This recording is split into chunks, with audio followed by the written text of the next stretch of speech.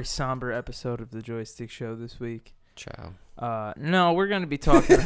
We're gonna be talking some fun stuff, at least on Dylan's end of the table. Imagine we just sat here and we had like some fucking seance. We just there. There's a Ouija board on the fucking table. It just turns into demonic. Like, if you're at home, if you're a long-standing watcher and listener of the Joystick Show, and you're sitting there and you're like, Bobby sounds a little funny right now. I will explain that in just a few minutes. We'll get before we get there, welcome to the Joystick Show. It'd mean a lot to us if you could like this episode of the Joystick Show. If you could subscribe to Team Joystick. You press the subscribe button. It's not difficult. Yeah. Because here on this channel, on this show, every week, released on Wednesdays, we educate you and we entertain you for 40 to 60 minutes. Yeah. It's really great, talk about lots of stuff. And pretty solid things, to be honest. Yeah, I feel like this week came and went, but that's for a very specific reason, and we'll get to that. For both of us too, but again, very different reasons. I feel like this was the episode of the show we shouldn't have made. You know what I mean? Yeah, this is like, If this show had like another producer except for Bobby, he's pulling the plug. He's calling people. He's saying he's getting a guest for next week. Oh, yeah. Like he's like when Jimmy Kimmel takes a vacation and somebody He took Joey out to an expensive lunch in Manhattan and was like, "Hey, Joey, you're on next week and you're gonna do a great job." So I guess the real fucking question is, who goes first? Yeah. I mean, we could start. I guess I could go first. Go for it. Recently, I've just to preface this, Dylan's is gonna be really fun and cool, and mine's is gonna be sad. Yes. So. Oh, for sure. But then we'll towards the end we'll twist it into other things. Yeah. Better, brighter futures, Yes. Great stuff. But I just got back here. I was on vacation from Thursday to today, which is now Saturday. Yes. Yeah, so I've been out of the state for and to clarify, Dylan got in like half an hour ago. Yes. Dylan got into my house. Yes, very true. Yes, not only was there traffic, but we not miscalculated, but we had a lot more shit to do today than we realized. And And by the time we got that, we were like, oh, wait. And we had to stop here and then stop there. And I was like, oh, okay, yeah, this is going to take a bit. But, we're here now. So, I was in the Berkshires in Massachusetts.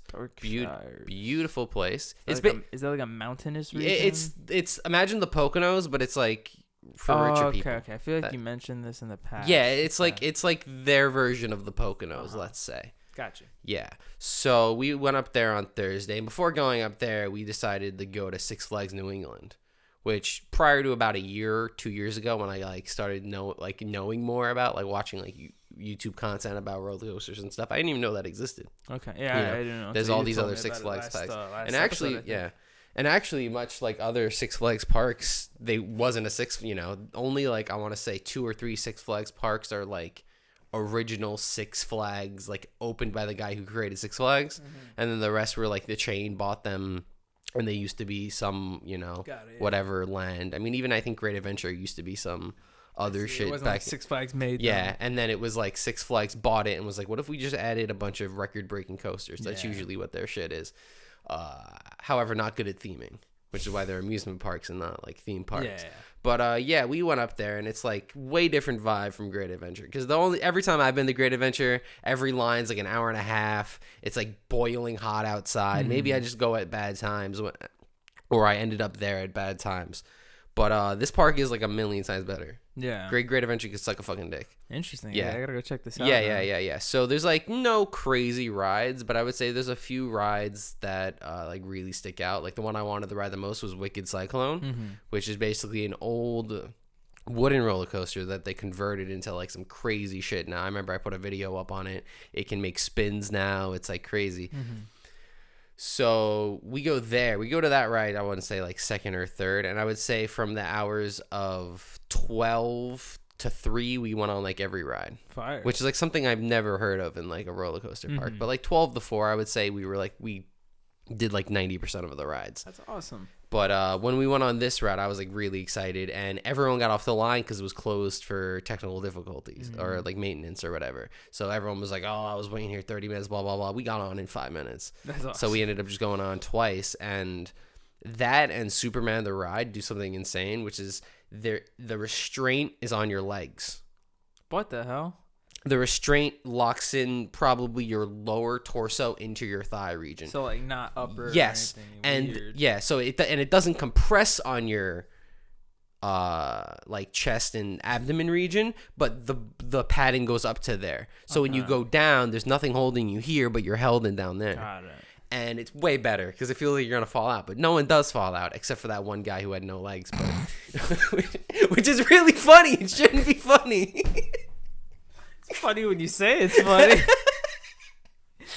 But I mean, not to be mean to the guy, but also like he like broke in, like he wasn't split. Like like he deceived multiple people. I feel like the most deaths that happen at theme parks are like always Six Flags parks, but it's always people who just like do shit. They went beyond 8 fences that said do not cross or whatever. Not a good idea. Yeah, or this guy who like literally like lied to people and stuff to get on this ride, and he flew off. But Superman the ride's crazy, like 80. It's like I've been on like Nitro. I don't know if you know that ride. Yeah. So it's Nitro, but like a little bit slower, essentially. It's a very similar ride, and it has that same restraint. So like going 85 miles an hour with nothing covering you here is kind of like ooh, like a little thrilling.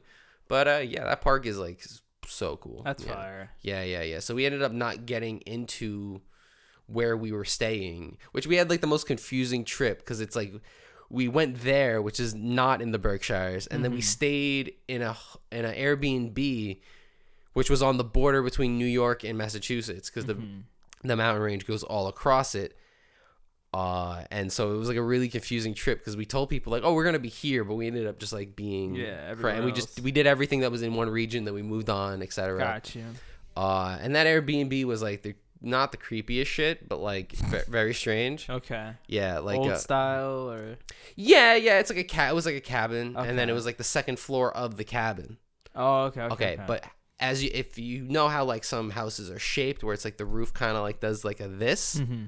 So the middle of the apartment had a lot of headroom. Yeah, but the sides are like even a hobbit would be bonking his fucking head. Okay. So like you know if you're not used to that, you just you turn. I turn a lot. I'm a very like horizontal person. I'm not very vertical. So it's like I'll go from standing here to here and not realize there's like a 2-foot drop off. And in the bathroom it does that. It's so deceiving. Ton of fucking bugs, like I don't know. Yeah, but like not like it's not their fault, but just the area, you know. I feel like it's a real big hot spot. So like I'll let people know in the Airbnb review. I'll be like, hey, you're gonna be a cold-blooded killer on this trip and killing any type of bug. And I'm like, it's bring the raid. Yeah, bugs are your friends, right? Try not to smash them, but if you have to, Oh no, I don't fuck with bugs. Yeah. Bugs can die for all I care. Yeah. You know what's funny? I remember one time we had a teacher in high school who was trying to bring up this whole point where he was like, everything in life is beneficial for some reason, even like the things that we don't think are. So they would like one kid was like, what about poop? And he was like, it ferments the ground or whatever, blah, blah, blah. Mm-hmm. But then one kid was like, what about mosquitoes? Mosquitoes suck. And he was like, I don't know, actually. Yeah. And then we just spent like 10 minutes looking up if mosquitoes were actually beneficial or not. Yeah. Fuck mosquitoes. Yeah, mosquitoes actually suck. They don't, and they travel. They're like rats kind of, where like they move disease. Fuck mosquitoes. I said it. And even then, the only cool bug is like a spider that's helpful, but it's like they're arachnids. Yeah, they're not even insects. Yeah, technically. Yeah, and on top of that, it's like they're creepy. They're like the creepiest ones. Exactly. It's like, oh, daddy long legs don't bite. It's like I don't give a fuck. I don't give a shit. Have you seen 8 of them? I went out to stop, which another thing we'll get into. I went out to water the plants. My favorite term, one night. Yeah. So I went out to water the plants, and next to the plants there was just like a dozen daddy long legs. Ooh. Just like dispersing, and I'm like, I kind of don't want to be out here. No. My girlfriend was already inside. And I was like, I would have been there too. Yeah, and I was like, I'll stand. I don't need to sit. Right? And they were gone. They were afraid of me. I don't mess with spiders. Or, and bugs in general. Yeah. I'm not a fan. Yeah. So on Friday, I did the most important thing, which is you go to where a state weed is legal. You go to a dispensary, right? Which is very important. You need to do it. Massachusetts, I believe it became legal in 2018. Okay. Or 2019. So it's pretty new. It's a pretty new process. Their process is really good. It's only like 2 or 3 people are actually allowed to work in the dispensary. Okay. So it's like you have someone at the front who checks IDs, and then you have about maybe 1 or 2 people that work inside. Yeah. So it's usually only like one bud tender, because it's like you walk in, especially during COVID, it was all pickup order, right? Mm-hmm. So you just walk in, walk out. My strategy throughout all of it was to just, I remember we played the game with Bob Saget OG and all of these other strains. Mm-hmm. My strategy was, I am going to buy the weed with the funniest sounding name or the craziest name. Do you want to just take a guess, or maybe? I mean, I wouldn't be able to. There's like 600. Yeah, or like, try to like what type of name it would be. Anything. Something like maybe like brain molestation. Yeah, something like that. Yeah. So one I wanted to settle with was a cross between Mai Tai and Zittles. Okay. So it was like there was a third one too. So it was like it looked like, honestly, it looked like what's it, like an EDM concert where it's like, because it's like when like DJs collab, they'll do it on like the sign. They'll do like boom X, and it just felt like that. I was like, what the fuck is this? But now, if you would ever smoke with me, you would be smoking Biological Jesus. Oh, you see, this is the strain. Biological Jesus. I saw that and I was like, that's the one. That is definitely the one. And there were like a couple. I can't even like think what that is. Like, I can't even. Biological Jesus. You know what I mean? And then the lady informed me, and she's like, they changed the marketing recently. It's now Bio Jesus. And I'm like, that sounds better. Yeah, it does, but okay. All right. But I was like, and what a seamless process. I remember I just told Bobby before too, but it's a very interesting process because it is like, it's new. So you often hear, like, we were out to eat and the people next to us at the bar were just like, yeah, so indica is like in the couch, right? Like, it's like, it makes you tired. And I'm like, okay, so it's like you have to have these conversations with people, especially if it's people in their 50s who like don't, Oh, for sure. Yeah. They work on a farm or some shit. I have no idea. A lot of farms and shit too, which I always forget, and I'm like, oh yeah, New York, it's cold a lot of the time, but it's like, no, there's farms, bro. There's people who live that homestead lifestyle. I don't realize it, Yeah. They only wear like those stereotypical dresses with weird hats, Just like the Amish. Yeah. And it's like, are these people Amish? And I'm like, I think they're just like, that's how they live, They're like a degree off. They have smartphones, Yeah. And I remember even the young girl had her smartphone and her mom had like a Nokia flip phone. And I'm like, Dad, they're doing all right. They Google how to tend the crops. Yeah, And I remember like my business teacher explained that to me, that he was the guy to explain it, which blew my mind. What do you mean? So, like, he had to hold a seminar for the International Union of Farmers. Got it. And the U.S. Thing of farmers. Uh-huh. And it was essentially he had to,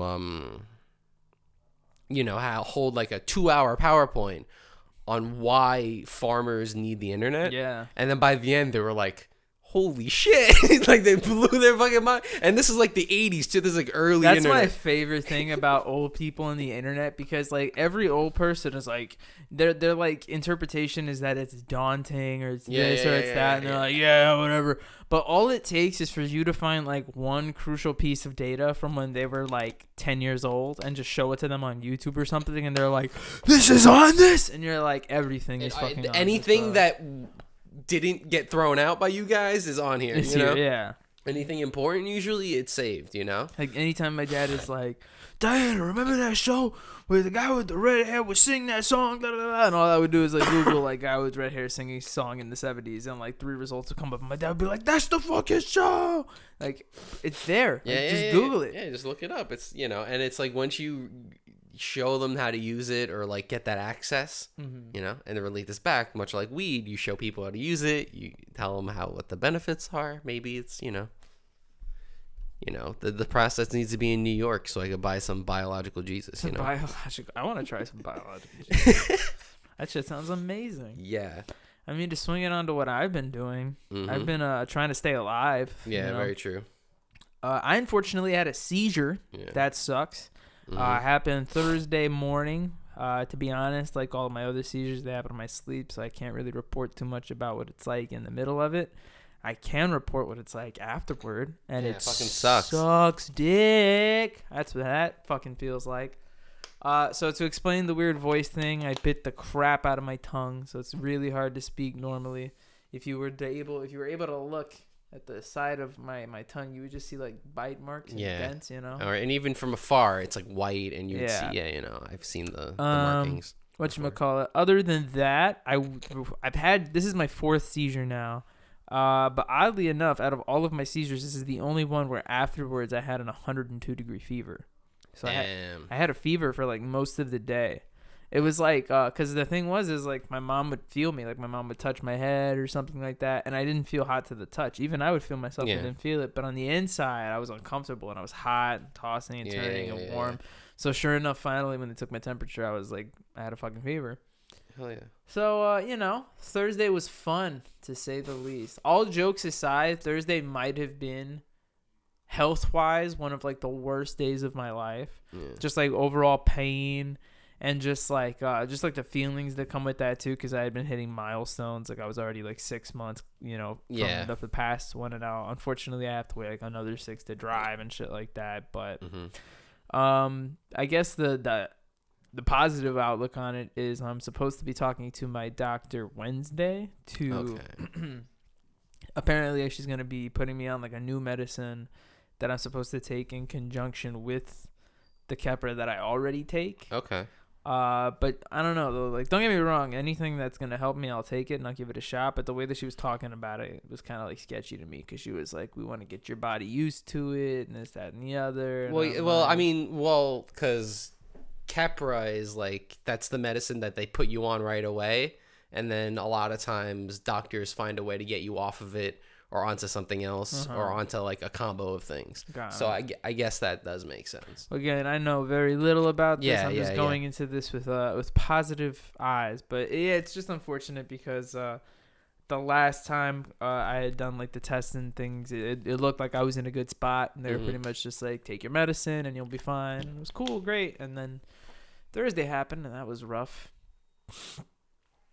I was lucky though. What happened was, so like, all right, you know what, fuck it, it's gonna get gross. Just deal with it. Yeah, sometimes you get gross here. So when I have seizures, I tend to throw up. Yeah, it's common. Involuntary. Very common. And I do so in bed, unfortunately. But the thing that's weird about it is every time that it happens, or at least the last 2 times it happened, when I threw, so like today specifically, on Thursday when it happened specifically, when I threw up, I like felt myself having to throw up. So like I got up out of bed and I was like throwing up like that, and I think I threw up a little bit on the floor, and then I grabbed like the little trash can under my desk and I pulled that, and then when I slammed down on the floor, that's what my dad heard. So thankfully that's when my dad came to check on me, because my dad was like, I never hear noise from your room that early, and sure enough, So apparently the crazy thing is when my dad came in and he saw me like throwing up into the bin, you know, it was dark, I have the curtains closed, he was like, you okay? And I was like, yeah, I just got nauseous. And he's like, did you have an episode? And I was like, no. And then when he turned on the light, my entire bed, I was covered in vomit, and I didn't even notice. That's when I looked at it, and I was like, fuck. And then the pain just hits you in that weird. Yeah. And then it's also you're like somewhat in like a weird state where like you were awake, but you were seizing. Yeah. So it's like you weren't awake really. Exactly. So now you're waking up, and now you just had a fucking seizure. Exactly. So it's like that all together. It's just a very confusing process altogether. Excuse me. It's been fun. Yeah. Definitely been a challenging couple of days, but we have big things in the future for Joystick and the Joystick show in general. So I want to stay consistent with our dates and stay consistent with our episodes. For sure. And as long as it's not finals, COVID, or a snowstorm, we're here. That's usually how we're here. That's the list, yeah. Mm-hmm. Yeah, so it feels good. Thankfully, it wasn't COVID. That was the other thing that was weird, too. So my boss, like a week ago, sent me a message that he was positive for COVID. Yeah. So he just sent, like, the whole message to, like, the whole staff, like, yeah, if you want to get yourself tested, if you feel symptomatic or whatever, blah, blah, blah. I waited a couple of days, and then Like 2 days later, I did start to feel like a scratchiness in my throat. So I took which I also had too, which was very interesting. And Jerry has COVID. Yes, so this was very. Yeah, I took a COVID test like Wednesday. Exactly. Yeah, so I took a COVID test and I was like, I'm probably taking another one because incubate. Yeah, I'll probably take more. Yeah. So I took one and I was like, all right, negative, cool. And then even after the seizure, like I was talking to my mom, I was like, yeah, I technically had like that throat pain, and I was thinking maybe I had like a throat infection or something. I don't know if that could have triggered something. I don't know the fucking science behind that. But then just to be sure, I took another one, and sure enough, it was still negative. So what I think happened is I don't know if it's related at all, but I think I did have something throat related before the actual seizure. Yeah. Whether it or not it's related, I'm not Bill Nye. That's for people above my pay grade. I don't even think Bill Nye would fucking know. Like, yeah, he'd just be like, I'm not a doctor. Not a family practice medicine. I'm a fucking meteorologist. Which even then, it's like, all right, weather boy. How about them NBA finals? Oh shit! Steph Curry bringing home 4th ring. I mean, it needs to happen. I mean, with the NBA is like the one sport where I don't want the underdog to win. It's weird.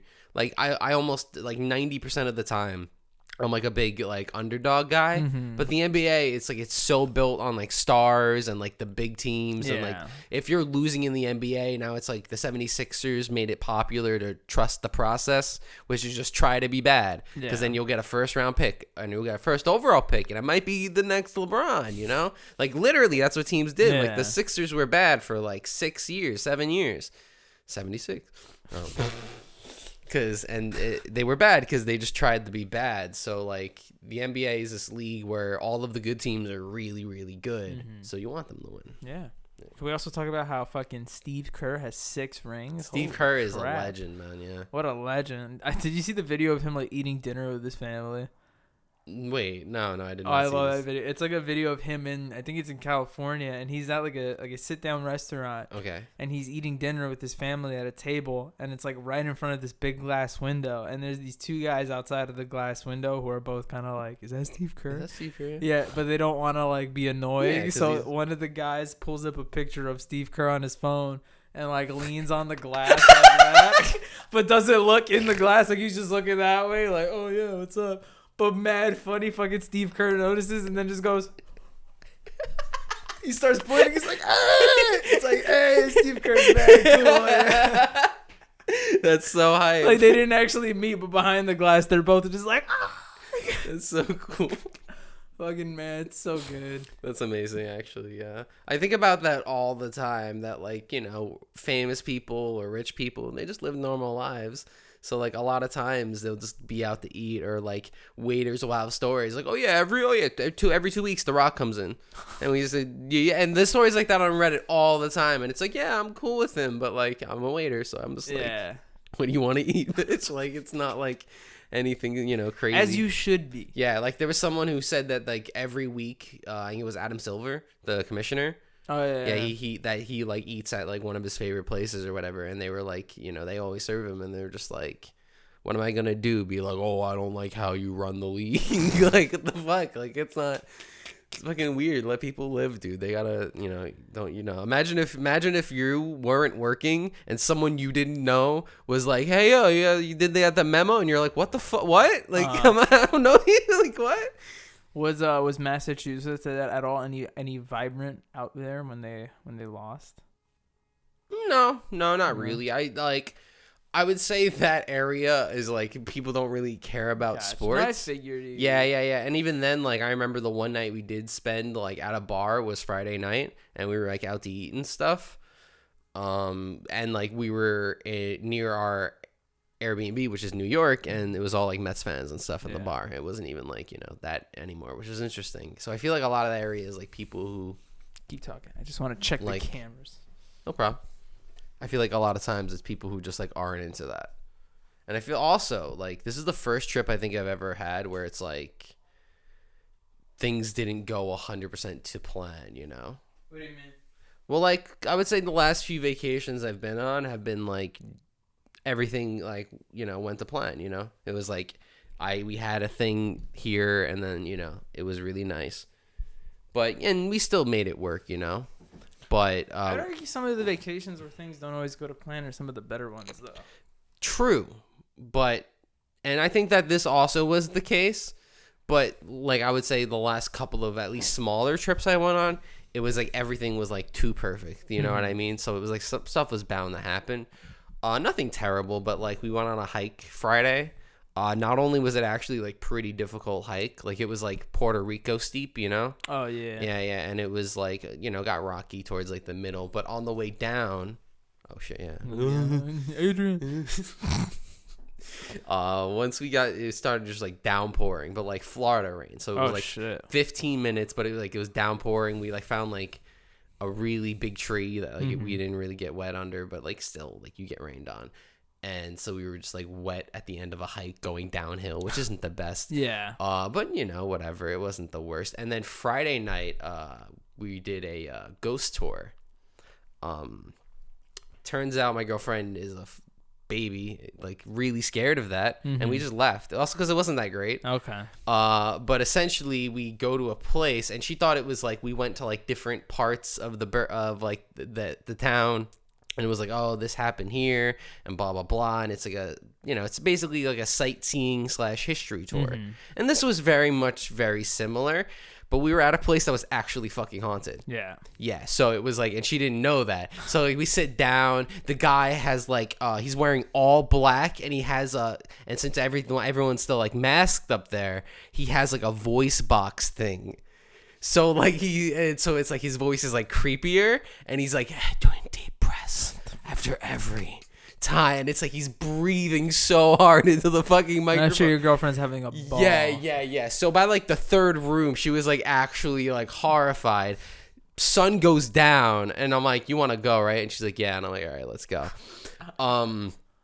I was really digging it, but that's also because like I'm also like half of a non-believer. Yeah. Like I kind of believe in ghosts, but at the same time, I don't believe any of like the evidence that any of the ghost hunters find, which is like at this place, which is called Benford Hall, I believe. Yeah. 3 times a year, they have ghost investigations where you can actually sign up, go there, use the equipment, and interact with the ghosts. Okay. Because there's that many. Yeah. It's a whole thing. It's a phenomenon. Yeah, which I get it and I believe it, but I also don't, because it's like, so this guy had an iPad mini, which he also showed the evidence for. What? Yeah, so like he would be like, guys, come over here, and he would like open up and be like, some people say that like you hear the grand piano being played when there's no one here, and he showed like an audio clip, and they're just like talking, and they're like, everyone shh. And then you just hear, bing, bing, you know? And I'm like, it's one note. Yeah, word. I'm like, anything can make that. And then he was like, what else can make that sound? I'm like, yeah. I'm like, no, it's a fucking piano. And I thought that would help, because like that's not that that's our thing, but like I like making fun of people, and like I like observational humor. Yeah. And it's funny that like even eavesdropping is like really funny. Like someone's having a mad funny conversation. The sign, some NY dudes, is from Friday, where that's not even lit. Yeah. Keep going. It's not. No. I'm lighting the fucking sign. It didn't work. No, Bobby, it didn't work. It's broken. We gotta buy a new sign. So, a guy said that at the bar, describing him and his friends as some NY dudes. Okay. And I was like, well, maybe my friends are some NY dudes. Yeah. What was I talking about? Fucking, the ghost tour. So, like, as we go into each room, he talks about, like, it's the history, but then it goes into, like, the actual, there's a fucking ghost here. And there was another video of like them in the room, and they're doing like one of like the spirit box, I believe it's called, where it's like it makes like a da-da-da-da-da sound, and you can like talk to the ghost and words will be spoken. That's actually just radio waves. Mm-hmm. So when you hear words coming out, it's actually just the AM radio. Yeah. Like I remember they were doing one. Was it some guy in his basement? Yeah, no, it was BuzzFeed Unsolved. They were doing one, and it was a cooking show. So it was just like apple tater. You know, it's like, and they're like, are they giving recipes? That's great. And like they had like what's it called? Like a psychic, and the psychic is like, oh, she loved baking here. Yeah. And it's like, no, that's definitely AM radio. So yeah, we had to leave that.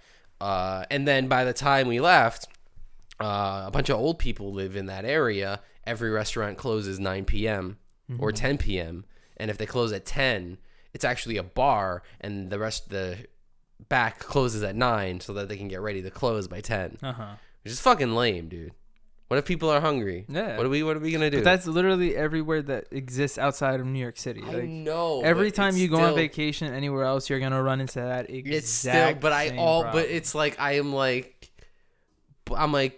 trying to think. I'm like, why though? It's like in fact, especially next time I go on vacation, I'm going to make it a priority to look for like 24-hour or specific spots that are open. We found a spot that was back in New York near the Airbnb that was open to 2 a.m. and they had a limited menu, but it was mad good. I would say that like that I totally forgot it. You know, like you don't really realize it. I guess living in New York. Yeah. What we have for granted. Yeah. Or what we take for granted. Which is some glorious food at 1 a.m. Yeah. Because people got to fucking eat. But yeah, I would say besides that, everything went to plan. Saturday on my trip, we went to Jiminy Peak, which is just like a mountain park kind of thing. So they have a lot of rides. I was thinking like strip club or, Jiminy Peak, Oh, definitely. Welcome to Jiminy Peak. It's like a mountain like skiing, right? And then in the summer they have like a mountain park type deal. It was like drizzling, so they were like, "Oh yeah, these rides aren't gonna work." And I'm like, "No," and I'm like, so I sadly did not go on the Alpine slide. Okay. Very upset about that. Alpine slides are really cool. It's basically just like you control the speed and you go down. But they had a mountain coaster. I went on the mountain coaster again. Faster than the Camelback one, but not as turny. Okay. So I'm not sure how I feel about it. Gotcha. But it was a lot of fun. And then I did like zip line courses and stuff like that. It was very fun. Nice. Yeah. My girlfriend also struggled with that, so I give her effort for trying things out of her comfort zone and slightly failing, but also that's succeeding. The fun part. Yeah. I love doing stuff out of my comfort zone. Oh yeah. Like and I noticed that like the people are there to help you, but they're like over there, so it's like they'll help you get off the thing, but it's going to take a bit. They got to get a ladder. They got to come over. Or I remember when I was struggling with like one of like, you have to tether yourself right to each part. It was like a, obstacle zip line type course. Right. And the guy was just yelling what I had to do from like over there, like mad far away. And I'm like, I don't know what the fuck you're talking about, dude. And he's like, to the right. And I'm like, what the fuck? But no, I ended up knowing what I was doing. It was bad. That was a lot of fun. Almost busted my ass several times. You had such an eventful week. I didn't do anything. I just stood in and watched stuff and seized. That's what I did. I was going to say, I've been watching back a couple episodes of an older show that, it's a show that I grew up watching. It's not like I'm going into it for the first time, but I'm kind of, let me just get right into it. Okay. I love The Simpsons. Yeah. Okay? When I was younger, I used to watch The Simpsons a lot. It was actually the show I used to watch before Family Guy. When I found out that The Simpsons would play on like Fox at 7 or whatever time it was, my grandma's house, like I would always watch The Simpsons. Family Guy. The Simpsons are like iconic. In terms of like. And I grew up watching it all the time. And when I was younger, probably like 18, I want to say something like that, I actually tried to go back and watch The Simpsons from season 1.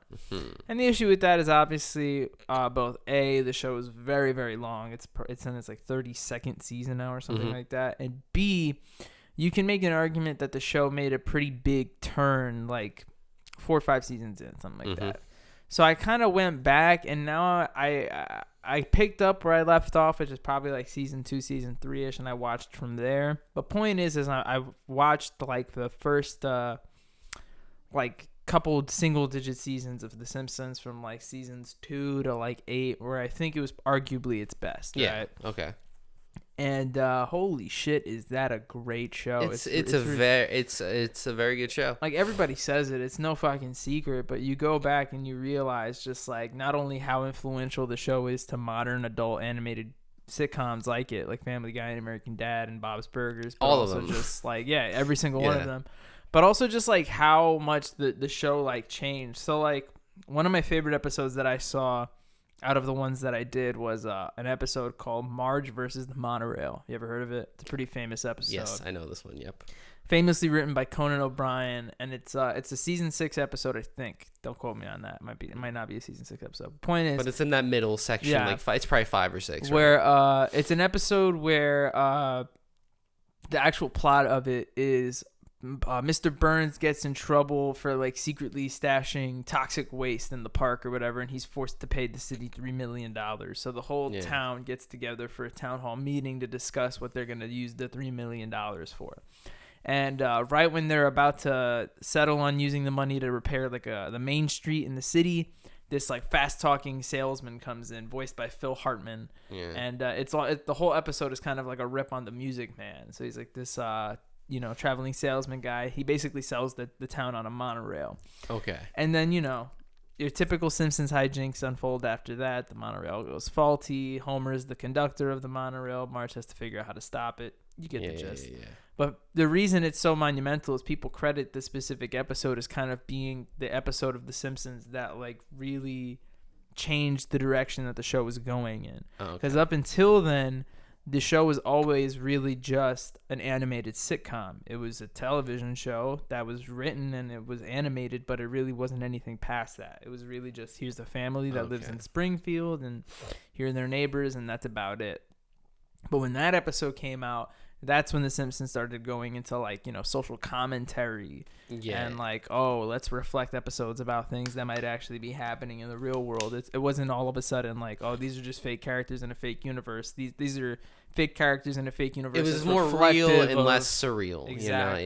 It wasn't its own universe. It was like, hey, there's a lot of callbacks and a lot of references that are like, But yeah, I mean, aside from that, I've also been watching a lot of episodes, oddly enough, that are more heartfelt, if anything. Because I don't think there's any other like show that does that as good as The Simpsons. Well, I feel like that's what I like The Simpsons for more. Mm-hmm. And I don't know if you're a big like Treehouse of Horror guy. Yeah. I know we talked about this, but like, I always went to it for more of the heartfelt episodes and Treehouse of Horror. That's what I watched more of The Simpsons as opposed to like more of the funnier, more like, goofy ones. Yeah, but I mean, that's one of my favorite things is that The Simpsons manages to be both like incredibly funny and both also just like gut-wrenchingly.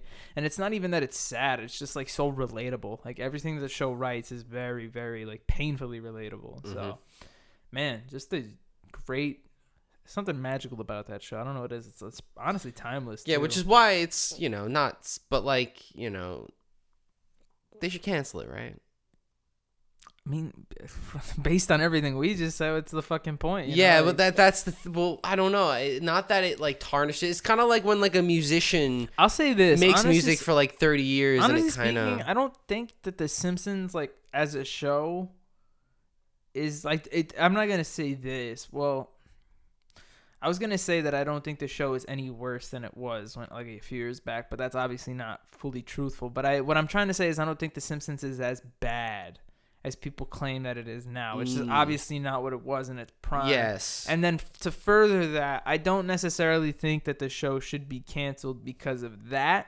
Yeah. I do think the show should be canceled because all of those voice actors are getting up there. Yeah. And that's really my only fucking... Yeah, that's very true. And then you're going to have to replace... Yeah. You hear it specifically, you hear it less in with Lisa and Bart's voice actors, but I mean, Homer and Marge's voice actors, Dan Castellana, I forgot his full name, and Julie Kavner, like, they're getting old. Like, their voices are significantly older, considering they're supposed to be playing, like, non-aging characters.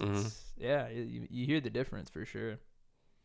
Very interesting. But yeah, I mean, I'm loving watching the older, like, endearing episodes. You ever seen Do It For Her? Yeah, the Maggie episode. Maybe not. What is it? Just go through it real quick, yeah. It's the episode where Bart and Lisa ask if there's any baby pictures of Maggie, and then Homer tells Bart and Lisa the story of Maggie's birth, essentially. Oh, I think I've seen this. That's a great episode. And he's, like, younger, and it's, like, a lot of, like... He, flash. The thing is after he had Bart and Lisa, they were making just enough money that he could leave his job at the power plant and have like his dream job, which for Homer was just to work at a bowling alley. Oh, interesting. And then what happened is when Marge got unexpectedly pregnant with Maggie, he had to leave his job at the bowling alley Go and back. go back. And he actually eventually, at the very start, he resented Maggie. And he didn't want to have the baby. Oh, yeah. But then after she was born, he fell in love with her, and it completely changed after that. But the best part of the episode is when he goes back to the office to get back his power plant job, Mr. Burns gives him a plaque that he's forced to look at in front of his desk that just says, "Don't forget you're here forever." And then at the end of the episode, when it goes back to Bart and Lisa asking the question about Maggie's pictures, and he says, "Of course I have pictures of Maggie. I keep them where I need the most cheering up." It goes back to his office, and his office is pasted wall to wall with pictures of Maggie. Yeah. And on the plaque that said, "Don't forget you're here forever," her pictures are covered in, so that it says, "Do it for her." Yeah. Which is mad fucking cute. And arguably one of the best written episodes. I mean, that's amazing. Yeah. But I mean, yeah, there's like that, and then like even like smaller moments. Like there's an episode, I forgot the overall plot, but like Lisa goes away to camp and she misses Marge, so she like plays a cassette tape of Marge singing "You Are My Sunshine," and the gut wrenching, bro. I think I've seen that one. Yes. It's like, bro, like if you have a parent, that'll kill you. Yeah, you know yeah, what of I course, mean? Like, yeah. It's rough, dude. Yeah. Definitely, man. But yeah, you can definitely take a good lesson in writing just from watching that. I want to watch The Very Simpsons impressive. though. I also watch The Simpsons. Well, I mean, we can swing it to Jam and Yam. We really can, yeah. Yeah, we were planning to make this a bit of a shorter one because it hurts to speak. Yeah. Hey, we filled it a little bit. Yeah, we did a good job. We did a great job, Dylan. Yeah. Hold on. Do you have your Yam? Yeah, I have. My Yam is "Don't Call Us." Uh-huh. I don't think I've done this before, right? By Sugarloaf. Mm-mm. Cool. So it doesn't ring a bell. No. Okay, so I believe this is like a 70s song. Okay. Maybe an 80s song. But it's just like has one of the best guitar riffs ever. It's iconic and it's pretty repetitive, but it's like, I don't know, it's very catchy for what it is and has almost like a bluesy influence, I guess. Mm-hmm. It's good. Very good. What was the name of the song again? Don't Call Us. Don't Call Us. And then in parentheses, We'll Call You. Oh, it's the band? Sugarloaf. And 80s, you said? 70s? I think so, yeah. Why? I've never heard of it. Yeah. I want to check it out. It's it's been used in like movies and stuff before. So maybe I've heard it before. So like when you hear the guitar riff, you'll be like, this familiar. This sounds a little, Yeah. My jam of the week is gonna go to "Cash In, Cash Out" by Pharrell Williams with 21 Savage and Tyler the Creator. Ooh, damn! It's a fucking fire ass song. I mean, what a grouping of gentlemen. Cash in, cash out, cash in, cash out, cash out, cash out, cash out, cash out, cash out, cash out, cash out, cash out, cash in, cash out. Damn. Those are the lyrics to the song. Yeah, you like that? I like that. Yeah. That's what I have to offer here. I want to hear the genius art in the video where it just pauses and it's like, so that cash in is different than the first cash in because like I got more now. When I was in the studio, I was gonna leave it after that last cash out, but Pharrell came in and he was like, "You should do another cash out." And I was like, "No, we left it in. That was it. This is one of the best decisions we've ever made." I never heard that song though. Thanks for watching the Joystick Show, episode 94. It was cool of you guys to come and join us. Sorry for the low octane energy on my side. I am still recuperating, but I did want to give you guys an episode, and I promise for 95 we're gonna blow it up. Oh, I just went like that on my arm, just fucking sucked. Yeah, don't. This is all crackly. Yeah. If you want to know what it's like to have a seizure, which you don't, God bless you. You don't have to deal with that. It's like you did a full body workout in like 2 minutes. Yeah. And you just got to deal with that for 3 days. Mm-hmm. Every muscle in my body is so sore. But regardless, like I said at the beginning of the episode, it'd be really cool if you could like episode 94 of the Joystick Show. Yeah.